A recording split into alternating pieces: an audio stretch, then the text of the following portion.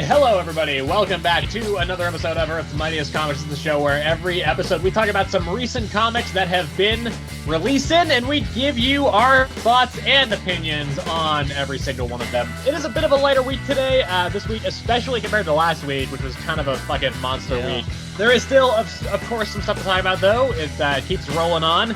We have stuff like, new issue of Ultimate X-Men, new issue of Transformers, new issue of Incredible Hulk, but despite this, kind of being our tradition to do the events last, because this is the big debut of a new event, I figure we can start out with House of Brainiac, which is the latest, it's the latest crossover / of mini event / fucking, I don't know, whatever you want to call it. And it starts out in Action Comics number 1064 here. Yes.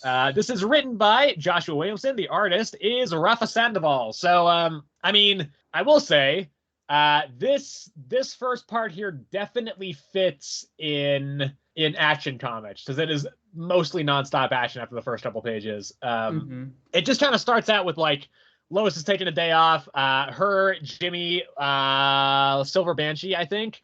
Yes. And Clark are all going to do some yoga in Centennial Park, which is essentially Central Park in Metropolis. And and then Brainiac sends a bunch of Lobos to Earth, a bunch of Zarnians, and then it's just a big fucking fight scene for the most of the issue, culminating in most of the super family getting like beamed up to Brainiac's ship. For some reason, he wants them. Lex is kind of saying stuff like, well, if he gets them, then there's like no stopping him, and kind of being vague as well, being like, yeah, you needed this and the whole like, Lex Luthor Revenge Squad from the previous Superman arc to like prepare him for what's coming next. But besides that, that's kind of where this issue is. It's just a big fight, kind of get the event kind of kicked off here, and just kind of get things rolling. That's kind of, I think, mostly all there is to say about in terms of the plot here. I think it's good. I did like it. I mean, I think, like, again, I've kind of taught this to death, but I think Josh Williamson has an incredible handle on the character of Superman. I just think he's like, he just gets the character writing in this so well.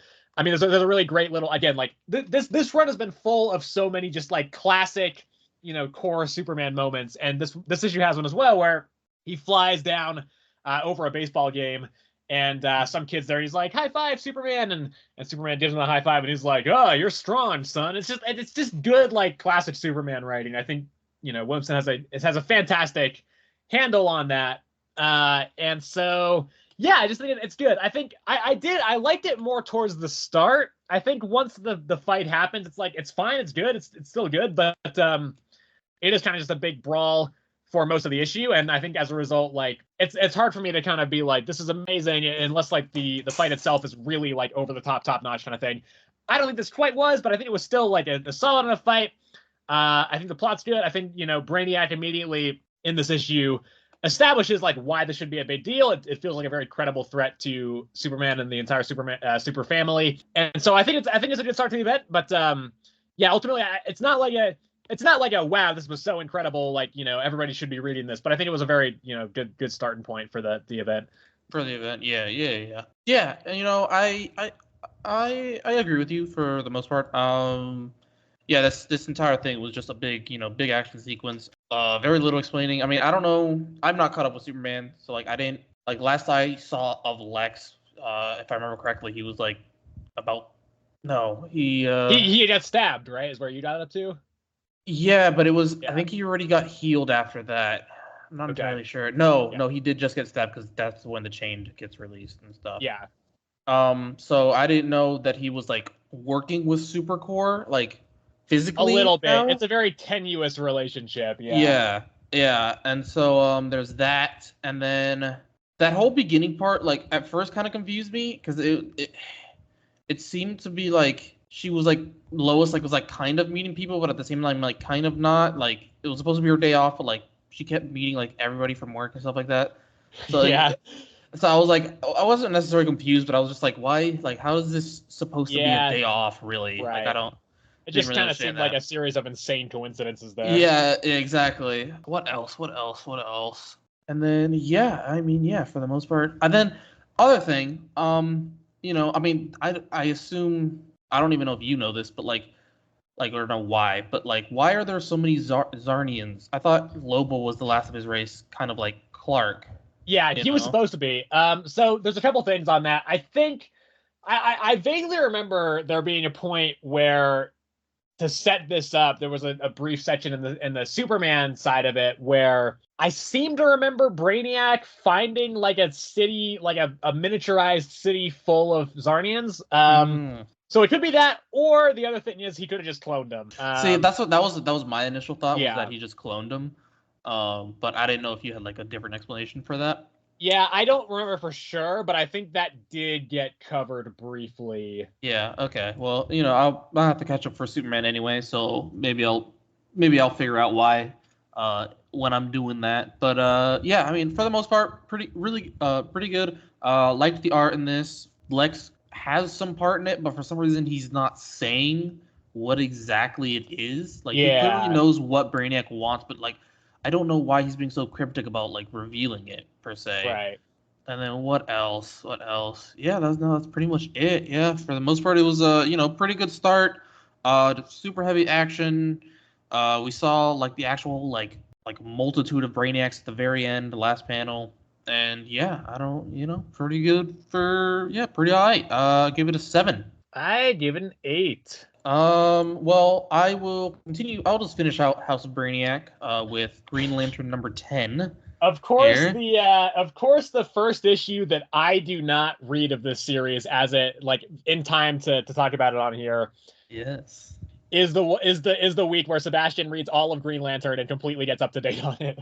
Yeah, yeah. So, I might forgive me if I confuse some past issues here, guys, with this one. I read 9 issues of Green Lantern today, so it might jumble, but I think I can, for the most part, remember mostly from number 10 here. But so this one, if I remember correctly, before we left off the last one, they were in the United Planets. And I forgot the actual word for it. Were But they? it's Because I seem to remember Hal just showing up on the planet and that one person being like, "All right, I'll get you out of here, Hal." oh, is that where this one started? Okay, see, Yeah. that's where it blurs for me here. Okay, well then if that's where it started, then yes. Okay, yeah. She is part of the rebel faction on the United Planets, trying to overthrow Grand Admiral Tharos? Or am I confusing that with Star Wars at that point? I think you are. I think it's Premier Premier something. something Yeah. Tharos. Yeah, that's what it is. Yeah, so they are explaining to Hal exactly what is going on, and they get word of this other person that they've been trying to find. Kelly is her name, and they're like Hal, Sojourner, and Simon Baz, they're all Green Lanterns. They go and infiltrate where she's being held, and they see her getting experimented on, and so Hal's being, his righteous self, says they have to go help. Sojourner, being like kind of like smart and understanding the situation they're in, says no, because I think they're called, if I remember correctly, like the Ring Gardeners. They're like basically Tharos's like right hand like army men, essentially. They like always with him. They have like these staves that can like depower the rings completely. And so, she's like, we can't go in because they have these things, and Hal's like, screw that. So he goes in and they try to save Kelly, but then those guys show up. But since Hal's ring is powered by that power lantern he found on Earth in, I believe, number 9, their staves don't affect his constructs, so they can't depower his ring. And so he fights them back while Sojourner and Simon try to rescue Kelly. They fail, and she still gets abducted, and we then cut to Tharos showing us like United Planets like power core ring thing. It's like where he's like mixing all the emotions and stuff, and we see him do this to Solek, if I remember correctly. He basically like puts his hand on his shoulder, and he says words, but in there he's like, you have a lot of greed for this, and he turns into an orange power lantern and runs right into that and dies. But I don't know exactly what's supposed to be going on there. During that whole the Tharos bit with him turning the Green Lantern into an Orange Lantern. That's when Jessica Cruz, who's a mole for the rebels, goes to Tharos and is like, they escape, blah blah blah. So he's like, you go to the Magic's ladies, I should say, there's 3 of them, and they're the ones that are keeping the Magic's barrier around Earth, or Sector 2814, if I remember correctly. And so like, go talk to them and they'll tell you where the rebels are. And so she goes to do that, and then obviously since they're Magics, they just like, we know why you're here, we have the answers. And yeah, that's how it ends. So yeah, the main story had nothing to do with House of Brainiac. Side story, it's basically just Guy Gardner at first being like, I can't believe I haven't found Lobo. He finds him, supposedly, I'm not sure if this is actually Lobo, but basically finds him. It and did he look like Lobo, like legit Lobo. Yeah, it does look like him, but at this point, I'll tell you why I'm not sure if it's him in a second. But basically, Lobo has been in like this like illegal fighting intergalactic illegal fighting ring thing. I don't know. It's kind of like intergalactic like WWE in a sense. His like nickname is like the main man. Basically, Guy Gardner apprehends him during one of those wrestling matches, and he takes him into space. But like, Guy being like, it's you're Lobo, and I know who you are, but this is Sarnian is like, I have no idea who this Lobo guy is, and he takes him into space, and the Sarnian whistles, and a bunch of space dolphins come, and that's where that one ends. And so the only reason I'm not sure if this is actually Lobo at this point is because of how many other Zarnians I saw in the Action Comics one. Like, maybe this is just a different Zarnian, and he thinks it's Lobo, considering at this point most people think that Lobo is the last of his kind. So that's the only thing that's like kind of like questioning that. It could very well be Lobo, and he's just like playing dumb about it not being him or whatever. But yeah, I don't know. As a whole, I've been really enjoying the Green Lantern series so far. The whole like lanterns being able to like just switch emotions, like at the drop of a beat, is really interesting to me, and like it all being like convoluted and whatever. Yeah, it's really good. I think my favorite one so far has been the when Sinestro became a Red Lantern and him and Hal fought. That one was really good. But yeah, I don't know. I gave this one an 8. Yeah, I was bummed I didn't get to read this one. I quite like Jessica Cruz and Simon Baz as characters, and they've kind of been absent for a little bit, so I was looking forward to seeing them back in this again. But yeah, I just didn't get around to it. Okay, I'll do Phantom Road. This is Phantom Road number 10, written by Jeff Lemire. The artist is Gabriel Hernandez Walta. So this issue is the end of the second arc. It doesn't feel like it. This feels like a weird like middle chapter. Okay, this book, it's a fucking weird book. This entire series is just so bizarre. I have talked about this before, but it was a while ago, and I wasn't up to date on it. I think I just talked about the first 2 issues. I am finally up to date on this one, and it's weird because it fluctuates. There's 2 types of Phantom Road issues, I think. There's the type where it just introduces a bunch of new questions and weird shit without answering any of the old stuff. And there are like the middle in-between chapters where it doesn't really do anything and just kind of meanders around while kind of, I guess, positioning characters for where they need to be in the future. This is kind of the second one. I mean, they kind of do a little bit of teasing some answers, but nothing like concrete. And then it does definitely throw at least one more question in there. So we're at the point now where Dom and Birdie, they're back in the Phantom Road area. They are transporting this baby, like, fucking golem thing. I don't know what their official names are, but they're like the clay zombie guys. And so this thing can, I guess, kind of control the other ones. It at one point kind of parts the sea of a bunch of them as they're driving the truck through.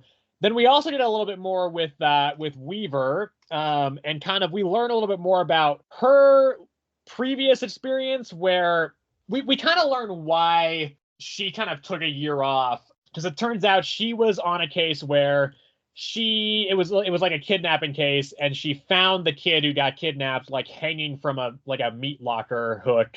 And so it kind of just like, because it kind of reawakens some memories in her, because she seemingly also got kidnapped and taken to the Phantom Road.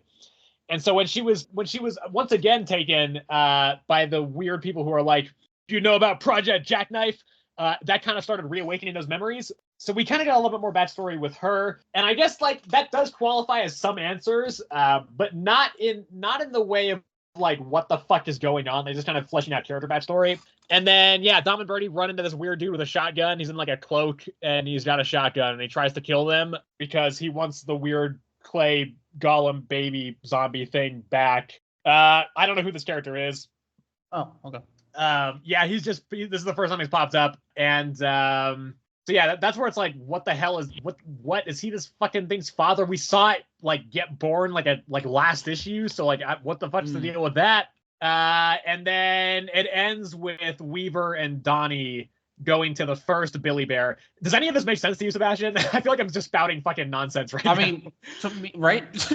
I don't know what the fuck you're talking about. Yeah. I haven't read any of Phantom Road, Yeah. and the last time I did was ages ago. You think I remember anything? Well, here's the thing. I think sometimes I feel like when I'm explaining stuff that you haven't read, it's still fairly easy for you to wrap your head around. But this stuff is like, this series is so insane that I'm just like, this is probably not making any sense. But yeah, Weaver and Donnie go to the first Billy Bear, the very first made Billy Bear truck stop, and a dude pops up and he's like, "Welcome to Project Jackknife," and that's where the issue ends.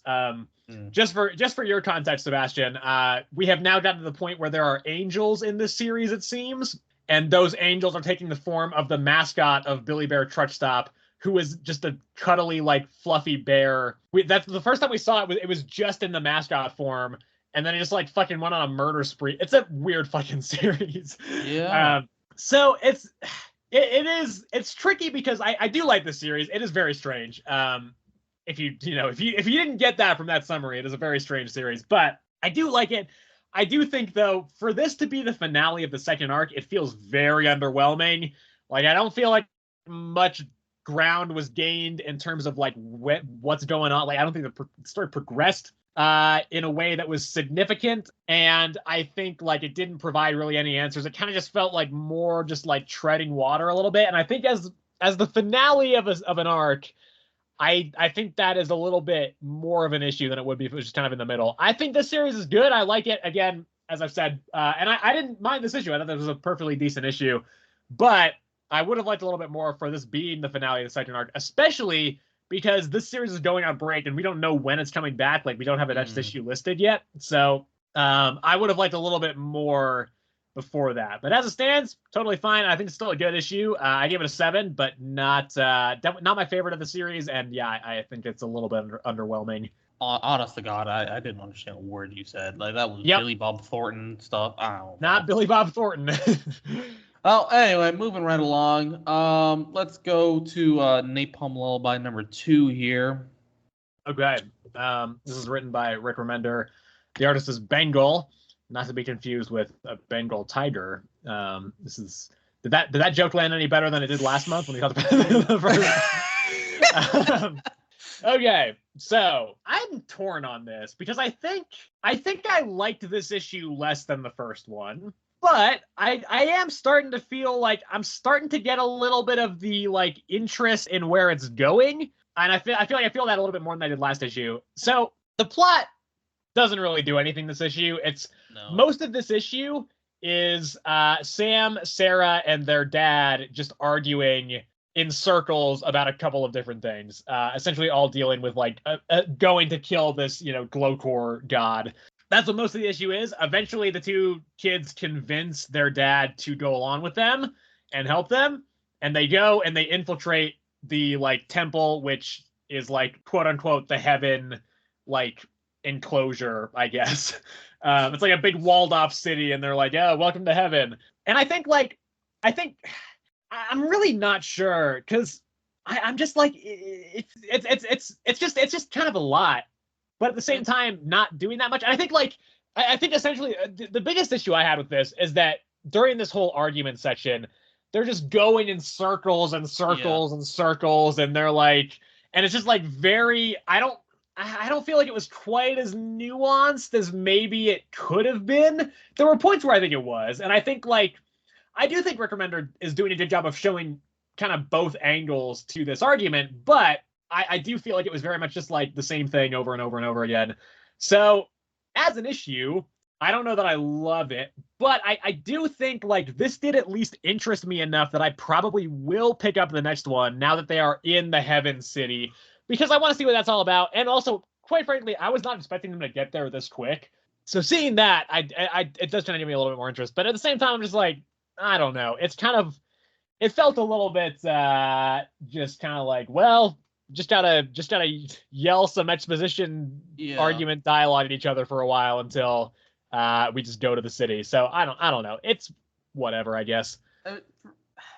So my biggest problem with this one was like it was mostly just like the writing with that whole like argument, and like supposedly that they're supposed to be like a family, but it just feels like fake, like it doesn't it just doesn't feel like a real argument that would like not that it wouldn't come like happen or anything like that. It just doesn't like it does. There's like no real sound argument. Like it just doesn't. Yeah. They tell their grandpa like, yeah, you're coming to the heavens with us, because apparently he's been there. What it sounds like is that they make some allusion to like, I think one of them says like, I found the letters that she was writing to you, asking you to like bring everybody back.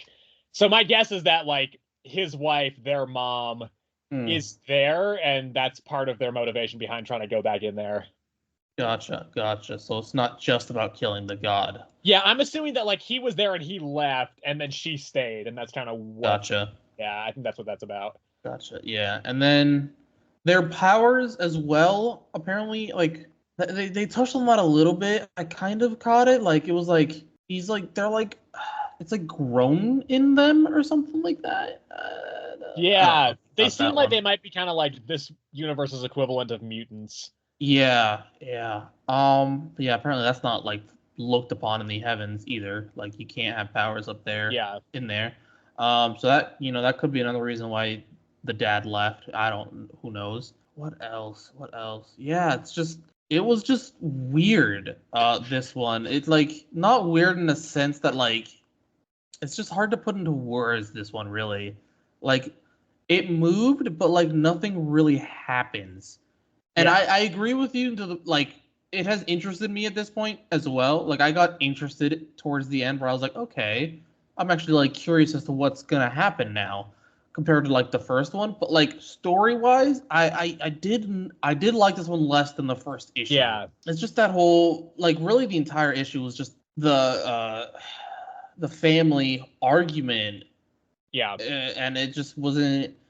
It didn't do anything. It didn't do anything for me. It didn't like. It was just like I said, just fake and just weird in general. And I think maybe that stuff would have landed better if we had had more time with the characters and cared about them more. But it's like we barely know these guys, so I don't really care about their family arguments. Like exactly. Like because this is the first one too that the father got actually introduced. So yeah, I don't know.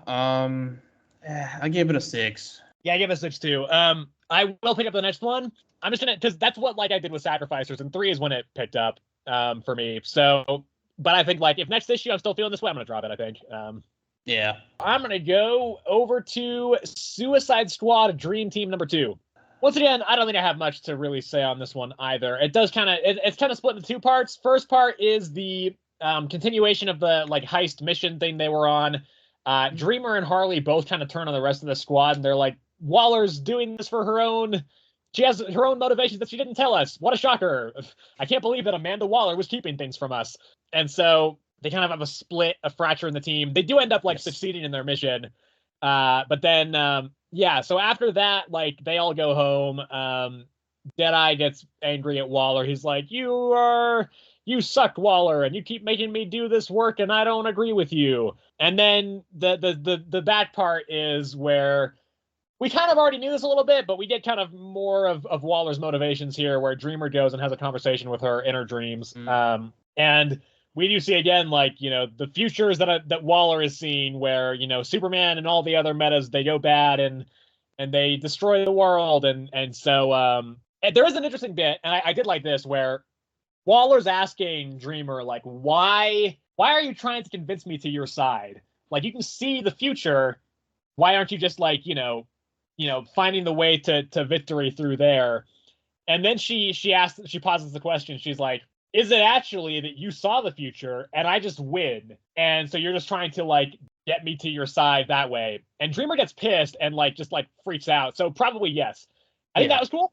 I liked that, but outside of that, I just thought it was whatever. I don't think this was as strong as the last issue. No. I was pretty pleasantly surprised with the last issue, but this one I was just like, I mean, it's okay, I guess. But yeah, I think this is one of those ones where after this issue, if this was not setting up absolute power, I would probably drop it. It's fine, but I don't think it's really all that great. Yeah, I agree with you 100%. This one wasn't anything great. Like you said, Dreamer and Harley, defected.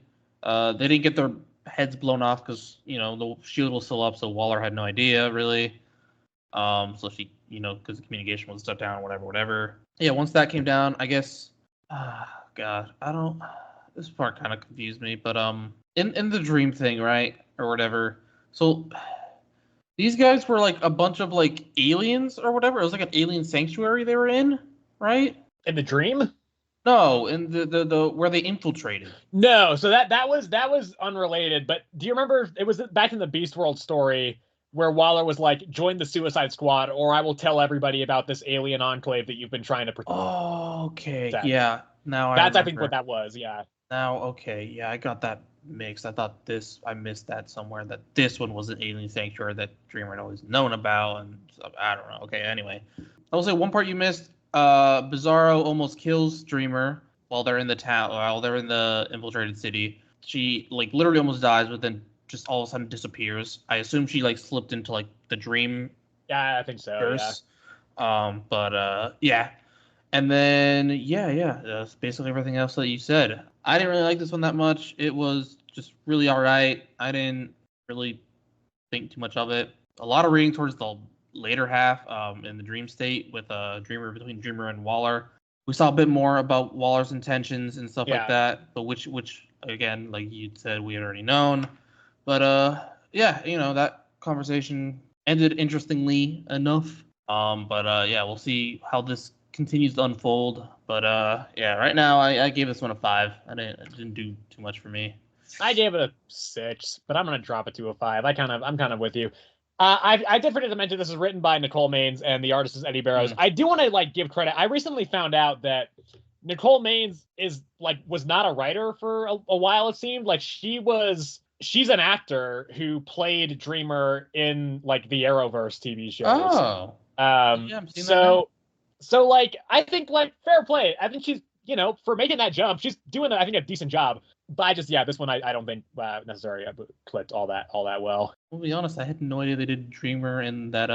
To be honest, I think actually now that I think about it, I think that's where Dreamer's first appearance was. I think Dreamer, I may be wrong, but I think Dreamer was a character that was created for Supergirl, the show, and then got transferred over to comics. I'm not positive on that, but I think that's what it is. Yeah, see, that's why I never knew she existed. Never saw Supergirl. Never saw that one. Yeah. All right. Well, moving on. I will talk about Batman and Robin number 8 real quick. Oh, that's right. That was this week.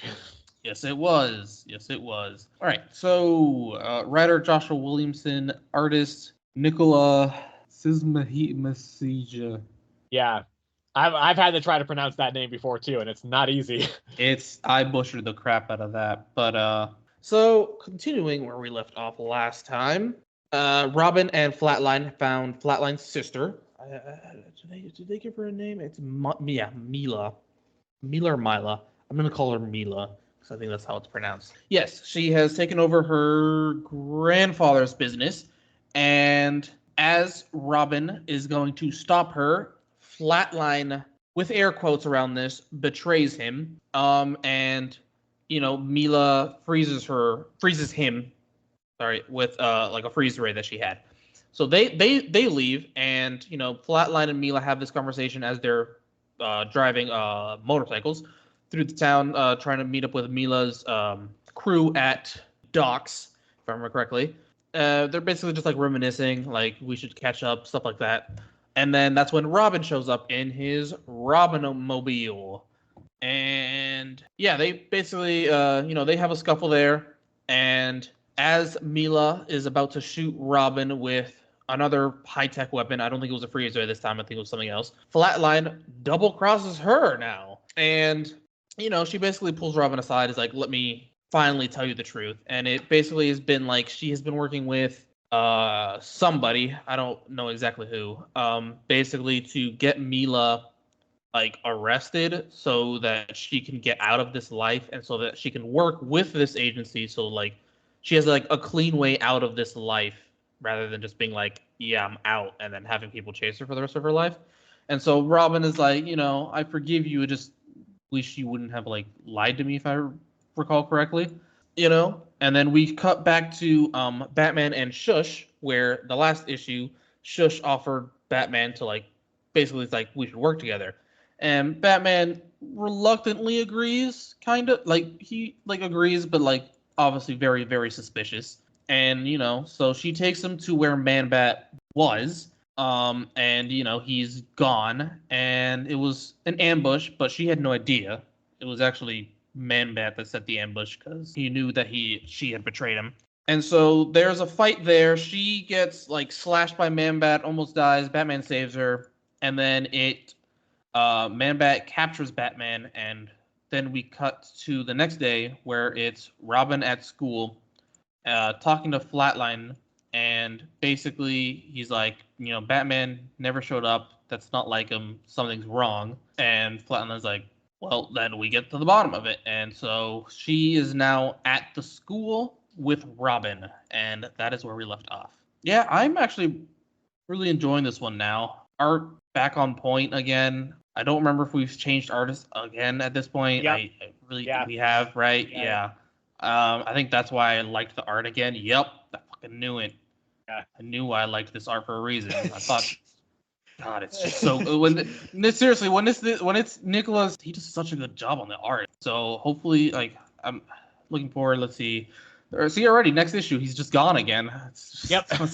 That's so unfortunate. It's back to Simone Man, which I didn't like. But yeah, when it's really good. I really enjoyed this one, and yeah, I don't know what else to say about it, but yeah, I really enjoy it. I really enjoy the dynamic between Robin and Flatline. It feels very like Batman and Catwoman-ish. Less romantic in that sense, and more like when they would like actually work together. I like the way they bounce off each other in that sense. But yeah, I'm really enjoying this one. So I gave it an 8. All right, let's do Ultimate X-Men here. Ultimate X-Men. All right. Yeah. This is written and drawn by Peach Momoko. So this is number 2 of this series. I do still think, like, yeah, very interesting. I don't know if I liked it quite as much as the first issue, but I still think it's pretty solid.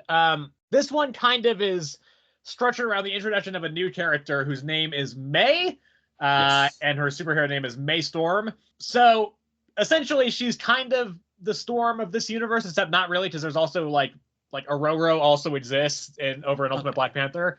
Okay, so I was gonna ask you, right?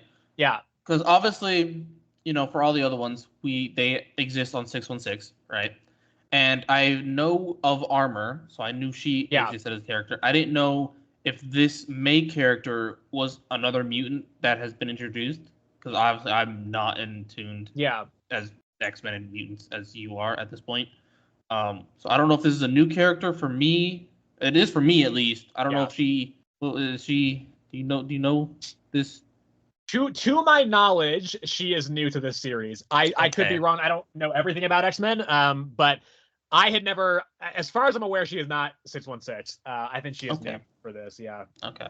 So yeah, it deals with her introduction. She and Armor kind of become pretty quick friends. Her and May go to like this abandoned school, which is where the like shadowy dude, who's probably this version of the Shadow King, told them to meet up, and they have a bit of a fight there. I think like there is some good stuff there. I think there's a really creepy section where like a security guard pops up, and they think that like he's just a normal guy, but then his like face turns into like worms and stuff, and and like the Shadow King kind of like pops out of him. It's really cool, like kind of creepy little bit of imagery there. I think worked really well. And then after that, Armor graduates middle school and then starts high school, and May is also there, and they're like, woohoo, we're friends. And that's kind of where the issue ends. I don't know what I thought. I thought it was just like a school assembly is what I thought, and I was just like, oh, they just Right. happen to be at the same school. I didn't realize it was her literally going to high school. I was like, Yeah, I think like still pretty good. I like it. I like it more than Ultimate Black Panther still, but less than Ultimate Spider-Man. I think like for me, I don't think the art clicked with me quite as much this issue as it did last issue, but I think that's mostly because there was less of the horror element stuff. And I think for me, that's what I like most about this art style. Story's still perfectly serviceable. I think it's fine. Like it's a really like it's a nice, easy read.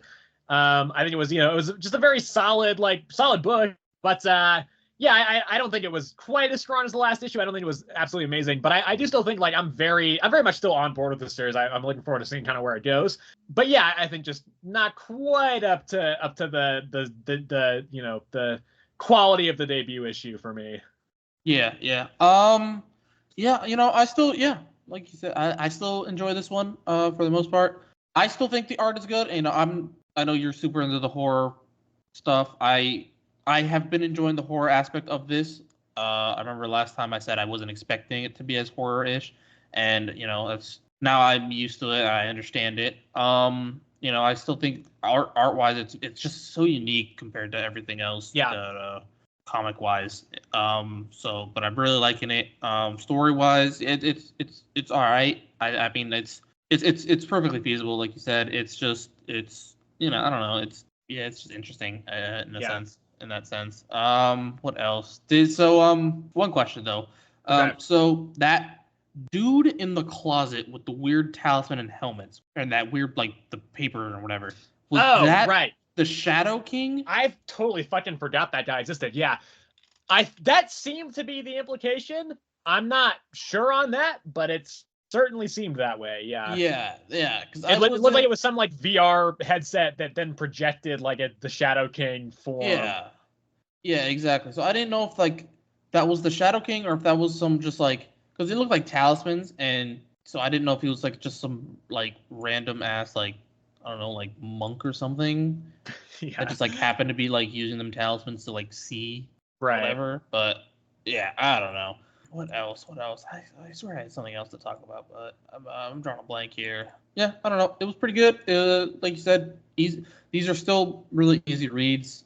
But what's doing it for me is mostly the super interesting art style. So yeah, I gave it a 7. I gave it a 7 as well. I think pretty good. All right. Well, moving right along, let's talk about Symbiote Spider-Man. Crap. I mean, okay. Crap is maybe a little bit harsh. I read issue number 1. Sebastian read issue number 2. I believe both issues are written by Peter David. They're both written by Peter David. The artist is Roger Antonio for both. I just thought it was kind of boring. I didn't love it. The first issue just kind of it felt retro to me in a way that I wasn't super into. Like there are comics that have a kind of retro feel that I do like. But it did just whatever reason was not really clicking for me. I just kind of was tuning out a lot of it. I think the dialogue was not terribly. It didn't feel terribly organic, and it's kind of strange because the whole basis of our first show was reading very old comics, and I love a lot of those. Yeah. But for whatever reason, I think just when I'm in the space of reading modern comics, when I get that kind of classic feel in the middle of that, it kind of throws me off. I have to kind of be in my old comic reading headspace to appreciate those. So I don't know. I just didn't think it was that interesting. Ultimately, I thought it was kind of dull. So I gave that first issue a 5. 5. I dropped it. Yeah. Dropped it. Yeah. All right. Well, yeah. He only read number 1. I read number 2 this week. Did right off the bat did not like this one as much as the first one. In this one, basically, it's Miguel got infected by the Venom symbiote, and it's basically like taking control of his mind, where he's like it's always speaking like kill, like we gotta kill people, and Miguel fights it back a little bit, and kind of convinces him to as long as you're with me, or nobody's you're not killing anybody, and he reluctantly, like, kind of agrees, but he's like, I'll only kill people that you really want to kill. And we see that a bit later. That'll come back a bit later on. But essentially, we cut to then Kron Stone, who has like a very disfigured face from because of Spider-Man 2099, Miguel. And he goes to Chameleon, who like basically gives him tech to like become anybody he wants, and he decides to become Miguel O'Hara to get his so that he can be the CEO of Alchemax and basically take it over and just have money again. So that's what so then we cut to that again to the fake Miguel walking into Alchemax, and he gets caught up by his mom, who's in a meeting with Tyler Stone. But when he walks in, that's when Lila shows up and is like, that's not Miguel. Like, it looks like Miguel, but his bio readings are not right. And that's when he reveals it's Venom and whatever. And if I remember correctly, as Venom is about to kill Tyler Stone, that's when the real Miguel walks in and, dons his symbiote suit. And because Tyler Stone is in there, and Miguel obviously hates Tyler Stone, the Venom symbiote throws him out the window. Miguel, snapping back to reality, saves him at the last second. Oh, there goes gravity. You said snap back to reality, sorry. And you did say that he falls out the window, so... I did. Yeah. He basically snaps back. I'm not going to say it again, because he will make it. Oh, there goes gravity, Sebastian. Basically, the Venom, tells Miguel, like, if you don't just come with me, I'm basically gonna kill everybody in this room. And so Miguel starts thinking about a bunch of things, but ultimately it just boils down to like, all right, fine, I'll go with you. Yeah, this one wasn't as good as the first one at all, for me at least. I much more enjoyed the first one. I think it just surprised me more about, like, I thought it was going to be a lot worse, and it wasn't, and this one just did not do it for me at all. Felt lackluster, not a lot of the dialogue was there. Yeah, overall, just kind of not it. I gave it, oh god, what do I want to give it? I'm going to give it a 5. I'll give it a 5. Yeah, I give it a 5. All right. Well, let's move on to the Incredible Hulk, number 11. Number 11. This is written by Philip Kennedy Johnson. The artist is Danny Earls. This is the finale of the Frozen Charlotte arc. And I have some thoughts on this one. Man, what are your thoughts? Because I'll be honest, man, this sucks. Okay. That's not quite where my thoughts were. Like, okay, not... This issue as a whole doesn't suck. I hated this arc as a whole. Here's what I will say on this. I think some of the decisions in this arc are incredibly strange. Because this issue, most of it is like just a straight fight between Hulk and Frozen Charlotte. And I didn't mind that. Here's the thing. So we've talked a lot about this, about like the inconsistency in the artist, right? With Nick Klein kind of not being on board a lot of the time. He will be back in the next issue. And by that, I don't mean like the giant size issue we'll be talking about next week, but the next core issue of the series. I think it's kind of a shame that we kind of end up comparing this to that, because I mean, there are definitely people who do not like genuinely just don't like the art in this arc. I gotta say though, I kind of do like it.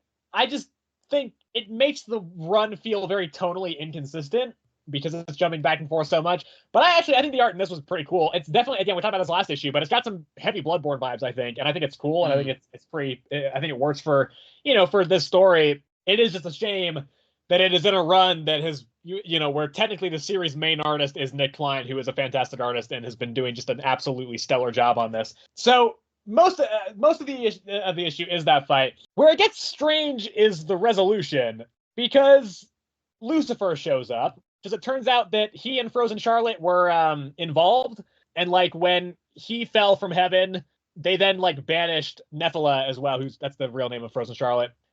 So once the fight with the Hulk is over, Lucifer pops up and he's like, "Hey, thanks for helping me find Frozen Charlotte here. I'm just gonna go. We're gonna go. Just don't look for us, and we won't bother you again." Essentially, and I thought that was very strange. just to be like, hey, it's the last issue of this arc. Lucifer's here. He's here to fix the issue and fix the conflict. I was like, what? And like, I know they foreshadowed it earlier in the issue, kind of, but I think here's what I think would have worked better is if last issue, instead of having the ghost detective fill Hulk in on everything, just make it Lucifer doing that. Because then, like, you don't have the weird ghost detective subplot that never, like, really gets resolved or pops up or explains itself or, you know, shows up again. And then you have that, you know, build up. You have the building of the relationship between Hulk and Lucifer.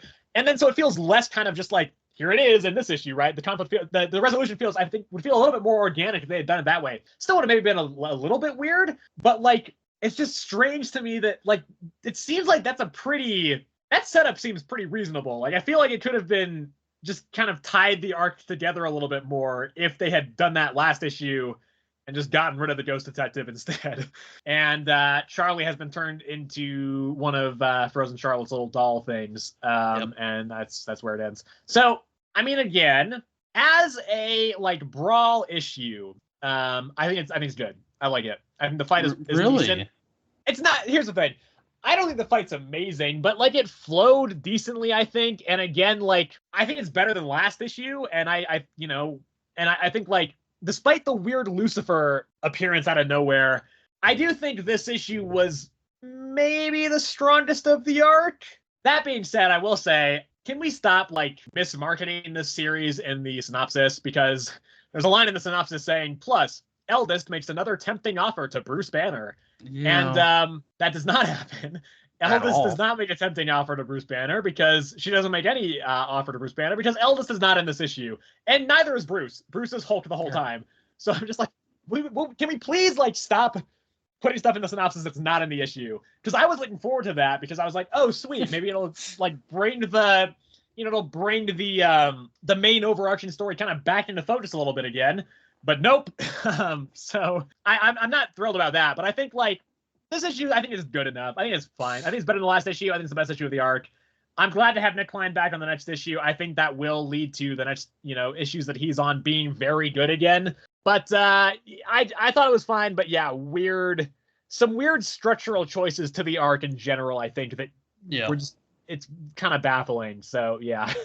Yeah. I honestly thought you'd have a bit more of a problem with the fight scene, especially because I know in the past issues you've been having a problem with the fact that the Hulk has just had it, like it's just been way too easy for him, and this was no exception. Sure, this was not a fight at all. I think what makes this I think what distinguishes this one for me is that Frozen Charlotte is more similar in size to Hulk, to the point where I can more easily believe that he would just be able to win this pretty easily. Okay. Frozen Charlotte never seemed like as much of a physical match for the Hulk, whereas the previous ones, again, I didn't really have this issue. I don't really have this problem too much in the last arc as well, because again, that was a smaller like demon. Yeah. But my biggest issue is when he's fighting these fucking towering monsters that are like 20 times bigger than him. And there's just no fucking problem there. And so it didn't bother me as much as this one. I think, and also, like, I think for me, like, the character of Frozen Charlotte was more interesting, so I didn't as much mind the fact that the fight was kind of one-sided. Yeah. No, yeah, all right. That's fair enough, then, I guess. I mean, if I had to give her the benefit of the doubt, too, like, she definitely doesn't seem like more of a fighter. She seems more of, like, if I had to put it in terms of, like, assassin, if anything. Yeah. Like stealthy sneak attack, stuff like that, What else? In terms of art, I didn't really mind it in for this arc specifically. I didn't really mind it in the previous issues. I noticed it a lot more in this issue, specifically. There was just a couple panels where I was just like, God, that just looks like I didn't like the way it was drawn at all. Okay. Specifically the Hulk. It wasn't really anybody else. It was just like there was like one page where I was just like, why does he look like he just like it made him like for some reason there was just like so much hair on him. It's just like so weird. I was like, why?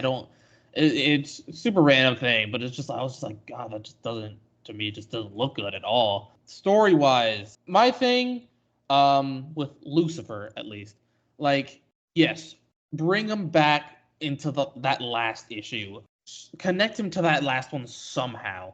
Like, maybe make it so that ghost guy was Lucifer the entire time, and you just like tricked Hulk or whatever into like showing him like whatever like fake form or whatever. I don't know. Or even like he had took on like a human persona to blend in, so Frozen Charlotte didn't like notice him. But then when he had more run-ins with her, it kind of brought out the Lucifer in him and kind of brought him back to himself.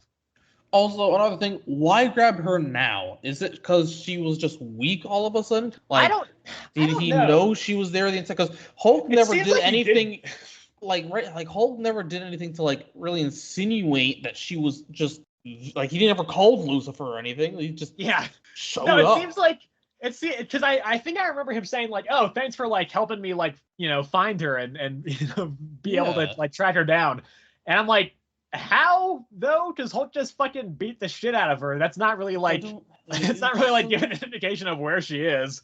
Like maybe that cop had some sort of connection to Lucifer in the end, and they never went over that at all. That would be insane. I doubt that's the case. I don't know. It's just so random. I don't get it at all. I think the fact that she's like also a fallen angel along with Lucifer is like, that's cool and all. Like I understand that, whatever. Just the fact that he just randomly shows up and it doesn't make sense, that part. Yeah. What else? That's pretty much it. I mean, this issue standalone, pretty alright. For the most part, action heavy. Finally, Hulk and Frozen Charlotte showed up, met each other. From the beginning of this whole arc, though, it made it seem like she was actually going to be able to, like she was going to be a formidable opponent against the Hulk. And I guess, maybe you can make an argument for, mentally she was, because she, fucked with Charlie and stuff. But, I don't know. I part of me was, expecting more, I guess. Arc as a whole, I really did not like it. It's just, like I said, they made me expecting more. I don't know. It's just not, it wasn't it for me. Issue as a whole, it was fine. And, I don't know. I gave it a 6. I gave it a 7. I am hopeful for the next couple issues. I mean, for one thing, obviously, Nick Klein being back, I think will help. But also, It does seem like next issue will the next arc will kind of have a bigger focus on Charlie and developing her character. And I think that's kind of needed right now because I feel like that's another problem that I have kind of been realizing recently. Her character has been stalled out for most of the series. I don't feel like her arc has really developed since essentially the beginning.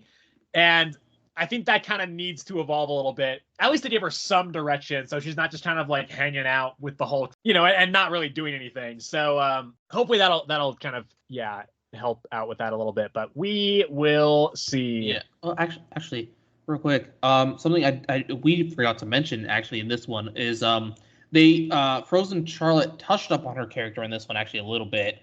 Basically she was Charlie her entire life has been wishing for a hero and stuff like that. To obviously to save her and her little brother from their father, and they never answered the call, and then they only answered it after her little brother died, and she was scarred by her father, and then who answered the call but you, this just incredible rage monster, you're not you're not fit for Charlie. That's right. That was a whole other argument. I don't know. I felt that could possibly be some character thing thrown in there. I don't know. Maybe, but it was also that's not really telling us anything we didn't already know, and it's not she was not present for that, so it's not like it kind of developed her much. She was already in doll form by that point. But yeah, I don't know. Anyway, moving to the final issue of the week, that is Transformers number 7, written by Daniel Warren Johnson. The artist is Jorge Corona. So, question for you, Sebastian.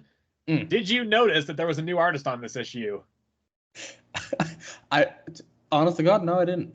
I knew it. Yeah, here's the thing. So, this is a new artist. Jorge Corona is taking over on the art. Still Daniel Warren Johnson on the writing, but I think a lot of people, there was some, I think, trepidation about the fact that Daniel Warren Johnson was not going to be drawing it anymore as well, since his art was, it was very good, and, and everybody was really liking it. I think I might like Jorge Corona's art a little bit better. Here's because I think it keeps the same feel and tone and style. Yes. Like it's very consistent in that regard. But I think it also adds just a tiny. It also keeps like the same like texture and grit. But it does add, I think, just a tiny bit of a cleaner edge to it that for me made it a little bit sharper and easier to kind of tell what was going on. And so this is my favorite issue of the series so far. I thought this was fantastic. It's my pick of the week. And yeah, I just think it was really great. It opens with a little bit of a, there's a little bit of a look for the on the war for Cybertron. We did a little bit of a glimpse of that. I guess it's still currently ongoing. In that kind of sequence, a bunch of Transformers get killed, and one of them, whose name is Alita One, goes and finds like the broken remains of Ultra Magnus. Yes. So there's that. Then there's also the fight for the leadership of the Earth-based Decepticons between Starscream and Soundwave. And this was fucking sick, man. Like, Soundwave was just like, he destroyed Starscream so hard.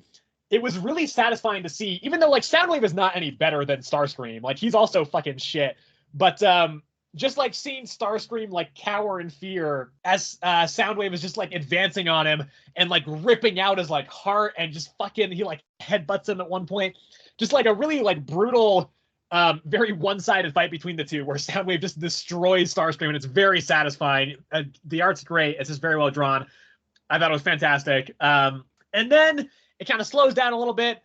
We see a little bit of the development between some of the human characters and the Transformers. So like Carly and RC have a little conversation where Carly's like, why don't you like killing RC? And RC's like, you shouldn't kill that. You shouldn't be focused so much on killing.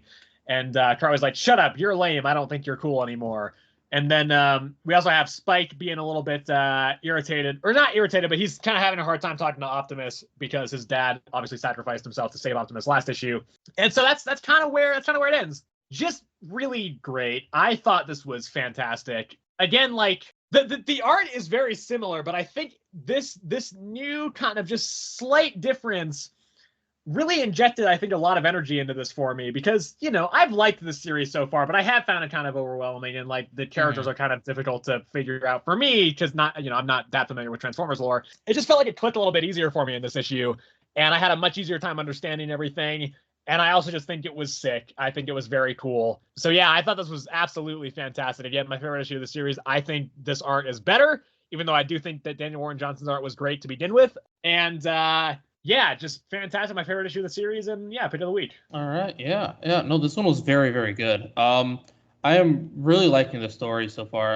To talk about the brawl between Soundwave and Starscream, like I said, I really like the story specifically because I think they're doing such a good job with writing these characters. Like, I think they're doing Starscream specifically also like so well. Like, he's the Starscream that I like just have always known, just like this coward that like always uses like underhanded tactics to like get his way, and Soundwave just like sees through all of it, and just completely obliterates him. Like, in a straight up fight, Starscream is just so weak, and it shows so much in this issue. To talk about the war on Cybertron, yeah, man, so one of the new characters that got introduced this issue and well straight up just died this issue was Cup. He was one of the main characters of the original movie, where a lot of my knowledge of like these older looking Transformers come from. And to see him just like die immediately, it hit me in this one because he's a big part of that movie. And I was like, oh, hey, it's this guy from the movie. And then I saw him die. I was like, oh my gosh. I thought he was gonna have a bigger part. No, he just dies all the damn. And then yeah, also just that picture of just Ultra Magnus is like just absolutely shredded corpse. Yeah. Like you couldn't even like recognize him. Yeah, I thought it was like, Optimus for a second, and that was like a future sequence or something. Yeah. Yeah. No. Just like the absolute, just what they did to him. Like it was a very. Like if that were like a human being, like that would have been like hard to look at, you know. For Alita One to like walk into that's just like that had to be like an image, you know. Yeah, the human interactions between the Autobots and the humans that was that was a sentence. The God. human interactions between the Just Autobots and the and the humans. humans. Yeah, my brain went nowhere there. Yeah, just the interaction between the Autobots and the two kids that like basically essentially they lost their parents. RC between Carly and then also Cliffjumper and I don't remember exactly who he talked to, but in Teletrime 1, it might have been Ratchet. I don't entirely remember.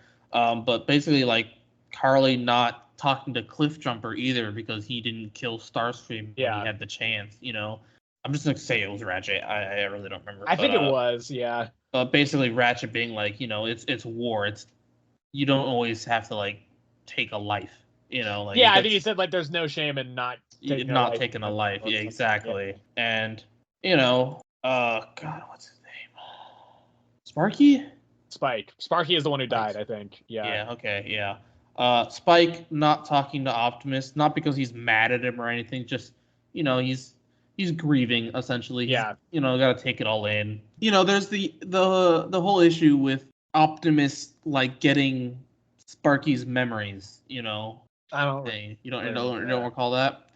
When they were driving, when him and the other Autobot, I don't know who it was, were driving back to Teletrime 1, Optimus almost like crashed into a tree because he was like getting images. Okay. Yeah, and they were Sparky's memories. Yeah. Sparky? Spike. No, sorry, that one is Sparky, I think. Their names are too similar. It could be either one. Plug. Plug. But everybody called him Sparky, yeah. Sparky, yeah. So yeah, he's getting his memories. And he didn't know what they were. Yeah. But next issue they I think again are taking the fight to the Decepticons. Yeah. Yeah, and it also looks like we're gonna get a lot more Cybertron stuff. Yes, which is exciting. Yeah. Wow. I don't know if this Cybertron stuff, I will say, I don't know if that's taking like place in the past or if it's like happening at the same time as the Earth I think stuff. it is the same time. They didn't say like, this X amount of time ago, so I'm assuming it is at the same time, yeah. Yeah, okay. So yeah, I guess so in that case if it's happening at the same time, I don't know why they're on Earth in that case. I think it was aren't they like scouting for a new home or something? See, but from my knowledge, they start scouting for a new home because Cybertron essentially gets destroyed because of the war. So I think it's this like because this is not like in the original Transformers canon. Yeah, I know. So I think it's just kind of a situation of like I think the Autobots kind of saw that Cybertron is kind of a lost cause, so they're like, let's try to look for something else. Like we'll send a scout force to try and find something else. Yeah. While everybody else tries to kind of still win the fight on Cybertron, and hopefully, like, we won't have to find somewhere else, but, like, let's just start looking in case it does go terribly. Gotcha.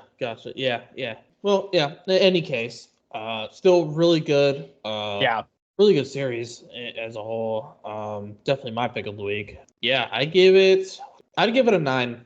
I'm going to give it a 9. I'm going to give it a 9 as well. Okay, that wraps it up for this episode of Earth's Mightiest Comics here. Next week, we are going to be, I think it's going to be a bit of a bigger week than this week. We have, like, for instance, the second to last issue of the Avengers Twilight, Sebastian's favorite series. We have the next issue of Cobra Commander, which is also the second to last issue of Cobra Commander. It's pretty good. I like this series. We also have Green Lantern War Journal. I'm going to keep picking that up. I still mostly like the series. Helen of Windhorn #2. The first issue was very, very good. It was my pick of the week. I highly recommend if you are not reading this, give it a go. I think it's very good. We also have Roxxon Presents Thor #1, which is the comic that was in universe being read by Thor at the end of the last issue of Immortal Thor. I already have so many thoughts on this issue, and I haven't even read it yet. I'll be excited to talk about that one. Superman 13, it's the next part of House of Brainiac. Yeah, cool, good. New issue of Titans, pretty good, I think. I like that series more or less. And new issues of Wonder Woman and Ultimate Black Panther. Ultimate Black Panther kind of being the main introduction in this issue of Ultimate Storm and Ultimate Killmonger, it seems. So yeah, anything you want to shout out on yours? No, not really. Thank you, as always, everybody, for watching or listening on whatever platform you may be doing so on. If you are on YouTube and you enjoyed the video, you can, of course, like the video. You can also subscribe to the channel if you want to see more of our videos, and you can hit the bell notification to be notified when we post new videos so that you do not miss any. You can also leave us a comment if you would like to let us know what you're thinking about a lot of the comics that are currently coming out, what some of your favorites are, and stuff like that. If you are over on Spotify, you want to talk to us about comics and what some of your favorite comics are and what you're thinking of the state of comics in general, you can do so at our email address. That is oursmightiestcomicspod@gmail.com. That is all one word. You can also follow the show over there, again, so that you do not miss any new episodes on Spotify. You can also vote in the poll for what your favorite issue of the week is. Again, I can only provide 7 options on Spotify polls, so if yours is not listed there, I'm sorry, but yeah, that's just how it goes. I have to pick and choose. So yeah, once again, as always, everybody, thank you for listening or watching, and we will see you in the next episode.